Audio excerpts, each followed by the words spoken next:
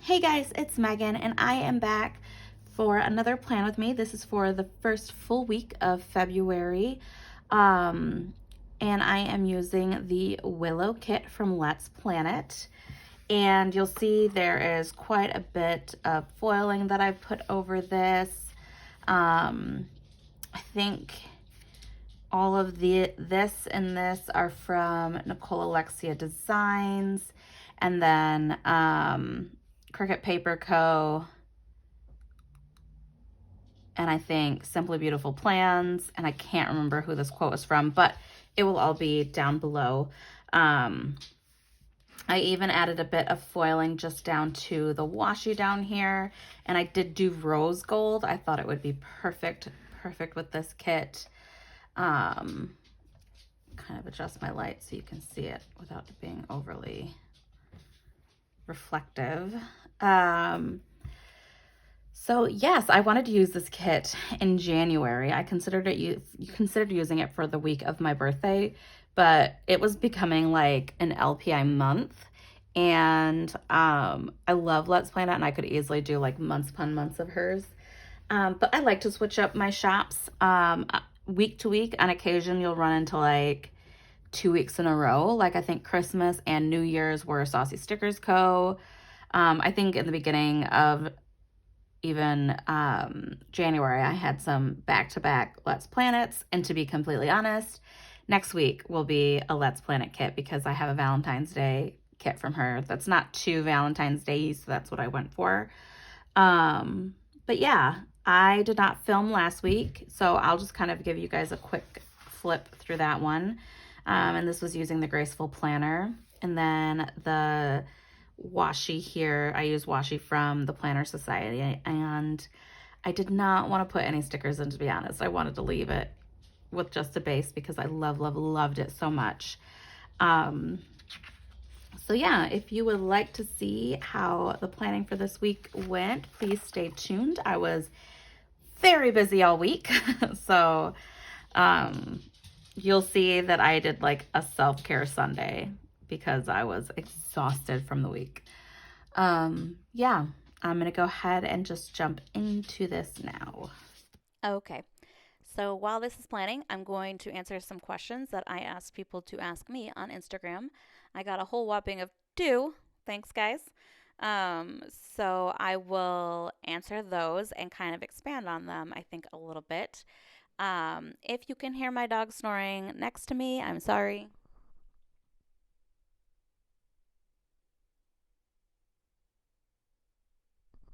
I literally just held the mic up to her to see if I could catch her snoring. She stopped snoring. What a jerk. And I am sipping on coffee, even though it is 2:30 in the afternoon, but I'm feeling the need for it right now. So yeah, let's go ahead and I will answer these questions. Shanice from Planners and Tacos had asked me what is my favorite movie, and that would be Ever After. I It's interesting because Cinderella is not my favorite Disney princess. It's not my favorite Disney movie. I am really I am a Beauty and the Beast girl through and through. I've always felt like I really relate to Belle's character, and not just because my husband is just hairy. Too much information. Just her love of books and her love of learning, and just not being satisfied with her circumstances. Oh, wait a minute. I'm going to see if I can get her. Hold on a minute.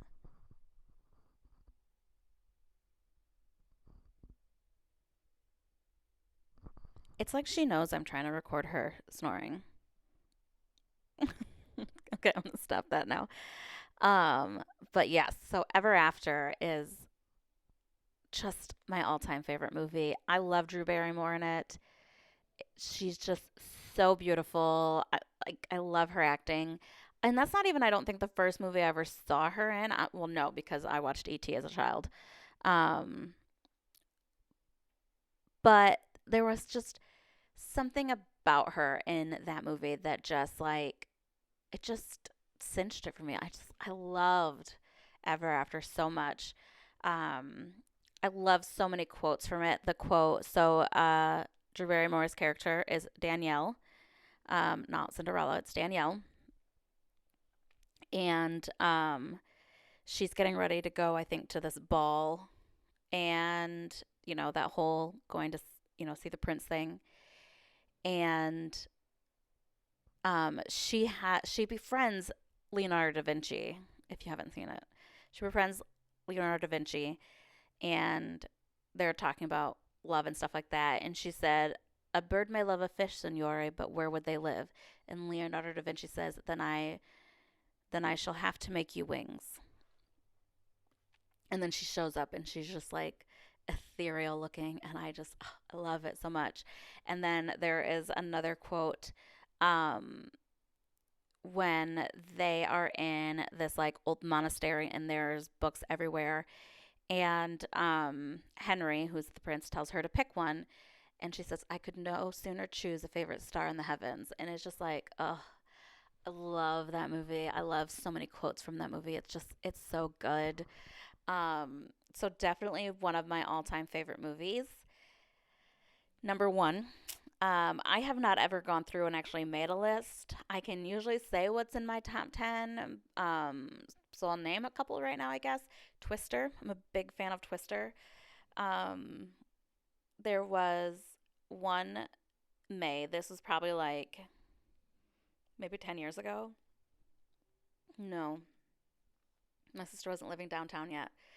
So maybe like seven, 7 or 8 years ago, my sister and I decided we are going to get Mexican food from this really good place that's no longer downtown, and we are going to watch Twister because there was just like this feeling like in the atmosphere, and I think we were under a tornado watch, which is pretty standard around here in the summertime, like in May and whatnot. So we go pick up the food. We are just starting the movie. Like opening credits are going, and suddenly tornado sirens start going off all around us. And we're totally confused because it is sunny. Well, like when we look outside the windows, it's completely sunny. Like we can't see anything. So we go and we step out onto the balcony of her apartment, and like if we looked east of her building, it is pitch black, like pitch black. There's like a clear line from where we've got blue skies, and then it's absolutely, absolutely pitch black. And we're like, well, what do we do? Because we just got this food. We just started watching a movie. We don't want to go to the basement because she lived in like this house turned, like that had been broken up into four different apartments. And it was just like really sketchy and scary in the basement. So we didn't want to go down there. Um, so we called my parents who were living south of where she lived at the time. She was living in like the downtown of the big city that we lived near. And so my parents lived just south of it. And we called them. We can barely hear my parents. They had been out running errands, and it was raining so hard where they were that we could barely hear them over the sound of the rain in their car. Um, and we're like, what do we do? My parents are like, go to the basement. We're like, but we don't, like, right where we are, there's nothing. Like, there was absolutely nothing. Um, and so, and my parents, I think, were trying to get home. So we didn't go in the basement. We just were like, well, whatever, everything, like, from where we are, it's fine. So we just stayed there. I don't even think it ever rained right where her apartment was. We just finished watching Twister and eating our food. And it's just like, what are the chances? Like, it's never happened to me again. But people have said to me, Megan, there's a tornado watch. Don't turn on Twister today. And I'm just like, oh, but that's the time I want to watch it the most. I love Twister. I have a very weird fascination with tornadoes. I always wanted to see one from like afar. I thought it would be fun to be a storm chaser. And then there was a guy I went to high school who was a storm chaser at one time, and he was like, "It's not worth it." He's like, "It's so boring." So, but I think it would be really cool to see those things from like a distance. Um, Another time, we get a lot of tornado sirens around here, but we don't often get a lot of like actual touchdowns of tornadoes. Um, Not as frequently as like Tornado Alley and all that kind of stuff. But there was one day where one hit, a tornado was like spotted in the area or whatever. And my friend and I were down at a sex toy store getting stuff for a bachelorette party that we were hosting that night for one of my other friends. And I'm like, so we're in the store and the tornado sirens start going off. I'm like, this is how I'm going to die in a sex toy store. Like, it'll probably be a giant dildo that just hits me in the head and knocks me unconscious. And then I go into a coma and die, or just something crazy like that. I couldn't believe it. But I also, living in the Midwest and living where I live, if you see those things, I live in Michigan. If you see like, I bet every state has this, but the classic, like, Michigander or Midwestern or whatever is like when a tornado siren goes off, people go into their basements or their cellars, and we go out to the front porch looking for it. I have a big picture window in my house, in my living room, and so when we drove back, like, it's a tornado warning. We drove back to the house after getting our stuff because I was like, I'm not staying in the sex toy store. So we drove back, because the sound of it had been spotted like south, like pretty far south of where we were. But I think they changed it where it now has to go off like county wide, regardless of if it's like the southern part of the county or the northern part or whatever.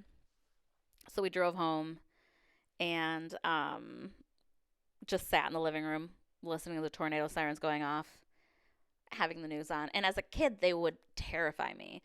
And like, I would be, we'd be in the basement. My brother and my dad would be upstairs watching the news, and I'd be crying because they weren't here and they were going to die. And I would get very anxious during like any kind of storm. I would pace and I get like extra chatty when I'm nervous. But as an adult, I just find it more fascinating than anything else. So, yes. Other favorite movies: Jurassic Park. That's a big one. Um, I don't watch a lot of scary movies, but if I had to pick like my favorite scary movie, it would probably be The Strangers. I think that's really good, which is funny because that one is based off a true story, and I'm incredibly paranoid, and yet I still love that one. So, yeah, those are some of my favorite movies. Yesterday was the Oscars. I am not an Oscars person. I have no idea what movies were up for awards. It's not my thing. So that's why I like my movies are probably kind of like cheesy, I guess, because I don't really watch the more serious ones, I suppose I could say. Um, the other question that was asked of me was from Allie at Peach's Plans, and she's got the shop My Peachy Plans, which I am a PR girl for. She asked me what my goal was for 2020, and I have a 28 for 2020 challenge that I'm working on. That has all different kinds of things. Some of them been doing pretty good. Some of them I'm not. Reading 30 minutes a day is surprisingly harder than I thought it would be because I like the day just gets away from me, and then I go to lay down at night and it's like crap. I've still got to read for 30 minutes. There have been 2 days I have not worn my Apple Watch, which is one of mine, to wear it every single day. One was actually yesterday. Was Sunday. It's Monday right now, and I was having like a self care Sunday, and I'm like, I that just means I can't wear my watch today. Like, I just can't have it nagging me to do stuff. So I did not wear it. Um, but and then other little things that I'm doing. But I think my biggest goal is to move. Um, my husband and I have been doing a lot of talking. He is in the tech industry, and it's really hard where we live. Unfortunately, in the Midwest, we're kind of stilted when it comes to the tech world, and I think it's kind of suffocating him right now. I needed to take a sip of coffee. Um, there aren't people around for him to communicate with, and he has a job. He works for IBM. It's a big company. Some of you may know what it is. Some of you may not know what it is, depending on your ages. So he works for IBM. He is a security consultant, and but he likes programming and whatnot, but there's really nobody around for him to talk to. He works from home. He actually has two of his good friends and coworkers live in the same area, but they're not interested in the same thing that he's interested in. So that's been really difficult. And so lately he feels so like suffocated and stagnated here. So In an ideal world, okay, in a really truly ideal world, we would actually move to Europe. We loved it there. Um, you know, universal health care and all that kind of stuff. We'd pick obviously a country that had one of those. Um, Probably like Germany. Germany's one of his favorites. Um, I love Sweden. So, and they're fairly close, I think, in language. Um, but realistically, I was like, where can we move? Because we have young nieces and nephews. And I'm like, where can we move that's a big city, a different country, but within a day's drive to home? And that would actually be Toronto. So we talked about it and we were seriously looking at it, but it's so expensive to live. And like even to be like 30 minutes outside of Toronto, like houses are so expensive. So we then thought more seriously. We live in oh my god, in West Michigan. We've been looking at the east side of the state, closer to Detroit and stuff, where there are some startups over there in like tech, and he just might find people that, excuse me, I keep hiccuping. He could hopefully find people that he can relate to and can help him further his career. It's crazy because we're in our early 30s. And while I feel like for some that could seem old and it's like time to like settle, find that company you're ready to retire from, that's just not him. That's not his style. He doesn't want to stay at IBM forever. So it's just a matter of what happens. Um, so we're not 100% certain where we're going to go. It's not to say we couldn't still end up in Toronto. It's not to say we couldn't end up on the east side. We did also look at Pittsburgh, which is, again, probably like a 6 hour drive from where we live. Um, that might have a bit more going for him. It's, again, that unfortunateness of living in the Midwest and our families being here. Like his grandparents are getting older. We have 8 nieces and nephews. Um, 5 of which are under the age of like 10. So we want to be there as they're growing up. And I'm like, you know what? Especially if it comes to moving to Europe, I said, I'm not saying that we can't move to Europe, but let's give it like 10 years. We'll still be plenty young in our 40s. We don't have kids. We can move to Germany in 10 years when unfortunately probably his grandparents will have passed. I mean, like circle of life. Um, and then our youngest nieces and nephews will all be in their teens. And it may not matter to them as much that we're not around constantly. So those are just things that we're considering right now. So probably, I guess, like I said, my biggest goal of 2020 is to move, no matter where that is. We've had some friends. My husband's got a coworker and a friend who lives um, in Silicon Valley, and he's like, "What about out here?" And I'm just not a California person. If I were to stay, if I were to stay and not leave the United States ever, my dream city would be Seattle, which is funny because I've never been there. But the Pacific Northwest just feels like my place. As somebody who likes the rain, um, and just like their summers tend to be more mild, and I've heard from people that mosquitoes are like non-existent over there. I'm like sold. So we could go to Vancouver and still be in a different country, except Vancouver is stupid expensive to live in. Um, so yeah, plus my husband and I are fairly liberal individuals, and the Bible Belt stretches straight up to West Michigan. So we want a place that is a bit more like-minded as we are, and to have friends that are as like-minded as we are, in terms of our politics and stuff. Not trying to create like some echo chamber. Like we have friends right now that are pretty staunch conservatives and or even libertarians, and that's all fine and good. Um, it's just hard because our closest friends don't think the same that we do, and it's getting to the, especially nowadays, like we're into such a trying times politically that you know we argue more than we just discuss and are able to have like meaningful conversations about it. So like I said, we'll see what happens.